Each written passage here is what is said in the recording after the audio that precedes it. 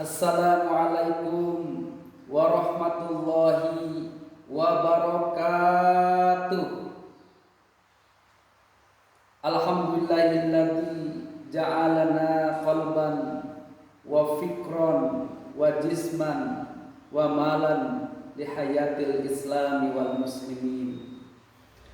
Asyhadu an la ilaha illallah al-malikul haqqul mubin wa asyhadu anna Muhammadan abduhu wa rasuluhu shadiqul wa'dul amin. Allahumma salli wa sallim ala Muhammad wa ala alihi wa ashabihi ajma'in, amma ba'du. Qala Allah subhanahu wa ta'ala,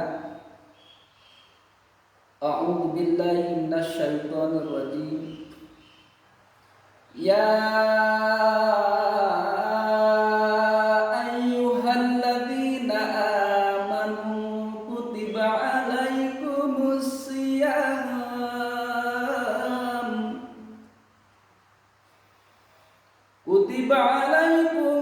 syiyam kama kutiba alal ladzina min qablikum la'allakum tattaqun.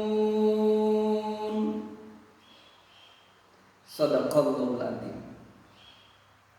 Anak-anakku sekalian, sudah lama kita tidak bisa ketemu secara langsung.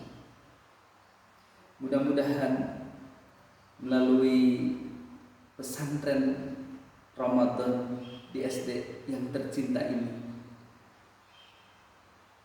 kita semua diberikan kesehatan oleh Allah Subhanahu wa ta'ala, sehat lahiriah, sehat batiniah, dan kita semua diberikan kekuatan oleh Allah untuk sama-sama menjalankan segala titah dan perintah Allah Subhanahu wa ta'ala.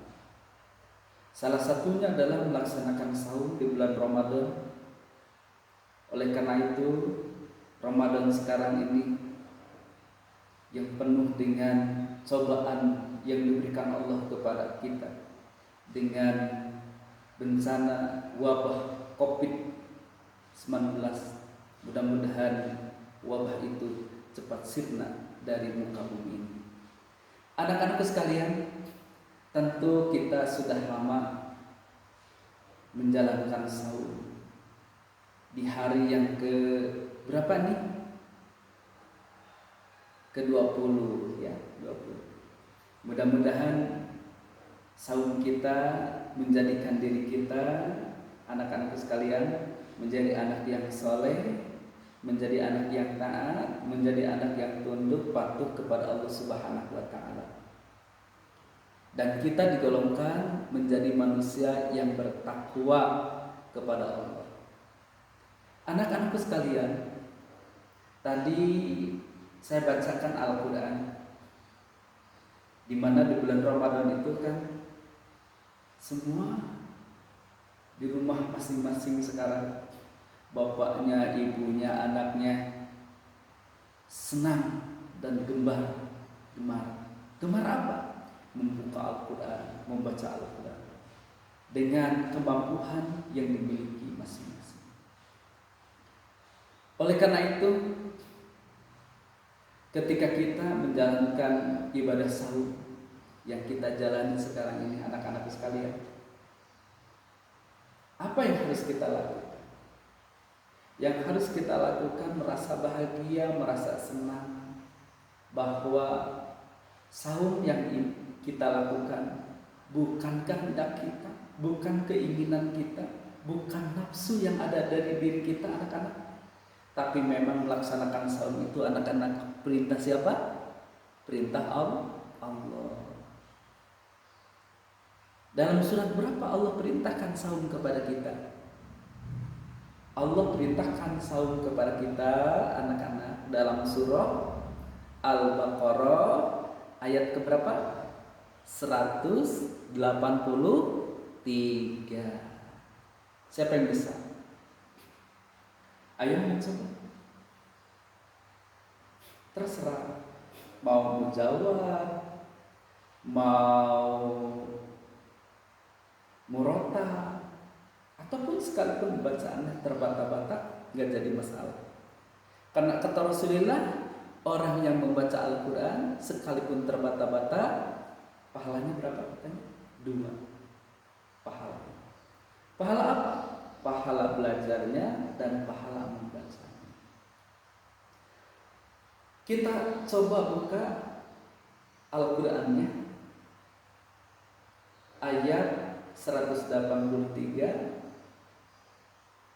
surah yang kedua. Surat apa yang kedua, anak? Ayat apa? Surah Al-Baqarah. Bagaimana bunyinya?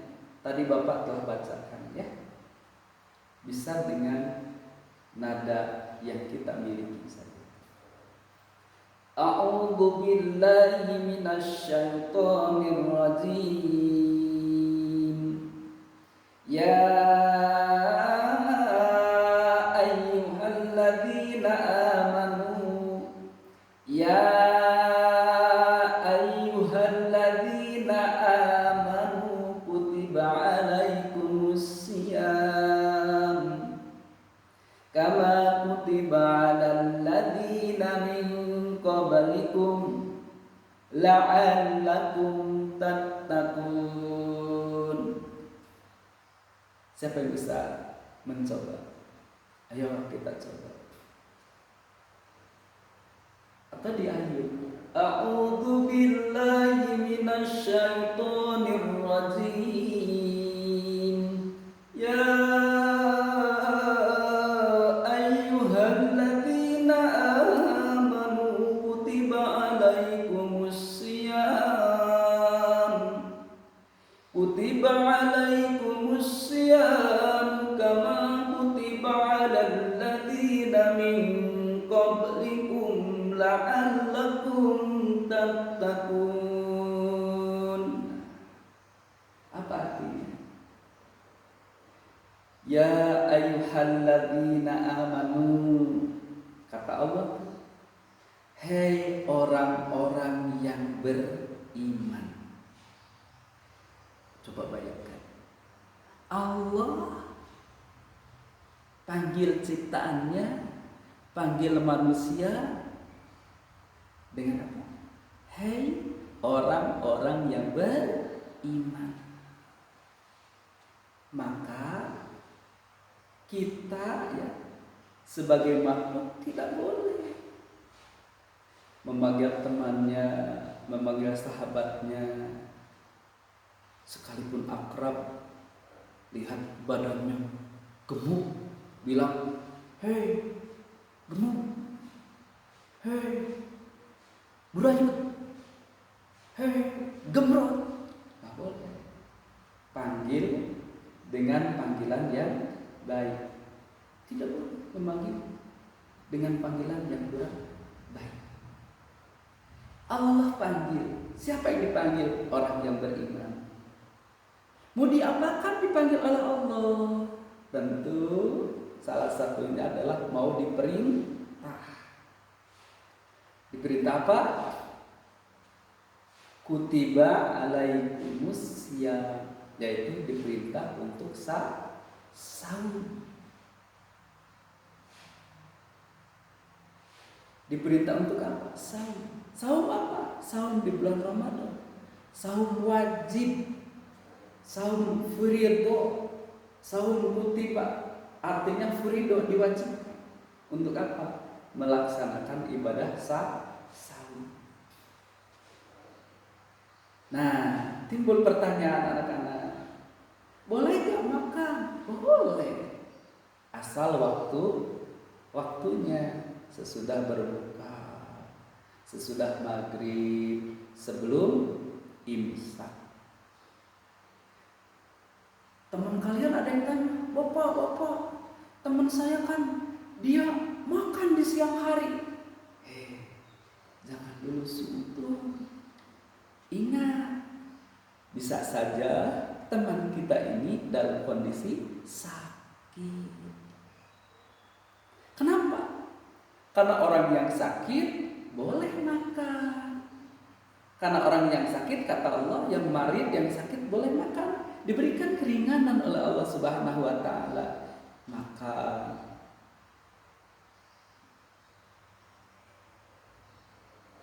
boleh juga orang yang safar, dia melakukan perjalanan jauh, di tengah perjalanannya letih, lesu, lelah, kehausan, kelaparan, boleh makan? Boleh. Ada rukhsah, artinya ada keringanan yang diberikan Allah kepada orang yang sedang safar atau dalam keadaan sakit. Pak, kemarin saya lewat tuh jalan-jalan, pas di jalan Pak ada orang makan, kan ada warung yang hanya kelihatan kakinya. Pas aku tengok, dia sedang makan Pak. Jangan dulu marah. Di sini kondisi dia sakit. Ternyata Pak di dalam itu ada teman saya. Sakit bagaimana? Dia jalan-jalan, sedang safar, supaya bagaimana safarnya, perjalanannya, rumahnya dengan warungnya, rumah makannya dekat, atau dia belum akil balik, ya. Anak-anakku sekalian, ya. Jadi saum itu hukumnya wajib. Saum apa? Saum Ramadan. Ada lagi nggak selain saum Ramadan yang wajib? Tentu ada. Apa saja? Pertama, saum qadha tuh yang tahun kemarin tidak tuntas karena sakit atau karena perjalanan. Nah, diqadha atau dibayar fidyah. Saum apa lagi? Saum kifarat. Saum apa lagi? Saum naga. Kata kalian, kalau saya naik kelas dan kebetulan ranking pertama, maka saya akan saum. Nah, saum itu adalah saum kifarat. Saum itu yang barusan dikatakan, karena ada keinginan dilontarkan, diucapkan sehingga tercapai, maka namanya adalah saum nadar. Hukumnya wajib kita bayar. Anak-anakku sekalian, tentu kita bertanya, kapan Pak mulai saum itu? Saum itu dimulainya semenjak Nabi Adam alaihissalam. Tuh kan di dalam Al-Quran yang tadi dibacakan, kama kutiba alal ladina min qablikum, sebagaimana diwajibkan atas orang-orang sebelummu. Jadi sebelum kita, sebelum anak-anak sekalian, Nabi Adam, nabi-nabi yang lain sampai Nabi Isa ada saumnya. Tentu tidak tahu waktunya kapan, berapa lamanya, karena di dalam Al-Quran, di dalam hadis tidak dibahas dengan rinci. Anak-anakku sekalian, saum itu diwajibkan Allah Subhanahu wa taala kepada Nabi kita Muhammad sallallahu alaihi wasallam adalah 2 tahun. Nah, ingat, 2 tahun sesudah Rasulullah hijrah. Hijrah dari mana?